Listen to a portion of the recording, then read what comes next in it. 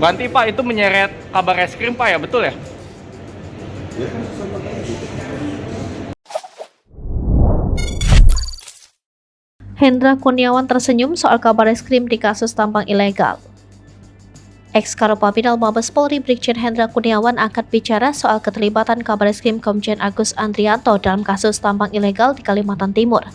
Menurut Hendra Kurniawan, keterlibatan kabar reskrim Komjen Agus Andrianto di kasus tambang ilegal merupakan fakta.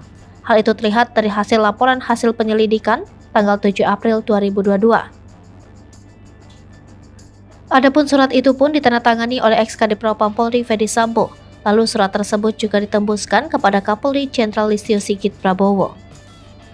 Hendra Kurniawan juga membenarkan bahwa dirinya menjadi anggota Propam yang memeriksa dalam laporan hasil penyelidikan tersebut. Dia menegaskan laporan hasil penyelidikan tersebut tidak fiktif. Sebelumnya beredar surat laporan hasil penyelidikan yang ditujukan kepada Kapolri Jenderal Listio Sigit dari Kepala Divisi Propam Polri saat itu Fedy Sambo. Tanggal 7 April 2022 bersifat rahasia.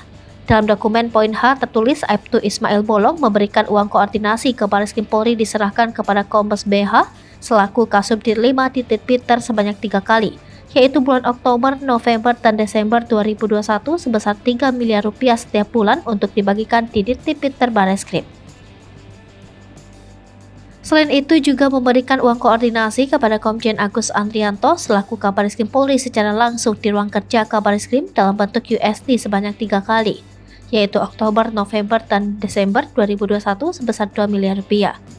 Sementara kesimpulan laporan hasil penyelidikan ditemukan fakta-fakta bahwa di wilayah hukum Polda Kalimantan Timur terdapat beberapa penambangan batu bara ilegal yang tidak dilengkapi izin usaha penambangan. Namun, tidak dilakukan upaya tindakan hukum dari Polsek, Polres, Polda Kalimantan Timur, dan Barreskrim karena adanya uang koordinasi dari para pengusaha tambang ilegal. Selain itu, ada kedekatan Tan Paulin dan Leni Tulus dengan pejabat Polda Kalimantan Timur. Bukan cuma itu, video Ismail Bolong juga sempat beredar di media sosial. Awalnya Ismail Bolong mengaku melakukan pengepulan dan penjualan batu bara ilegal tanpa izin usaha penambangan di wilayah hukum Kalimantan Timur. Keuntungan yang diraupnya sebesar 5 miliar rupiah sampai 10 miliar tiap bulannya. Kemudian, Ismail Bolong juga mengklaim sudah berkoordinasi dengan Kabarreskrim Komjen Agus Andrianto yakni memberikan uang sebanyak 3 kali.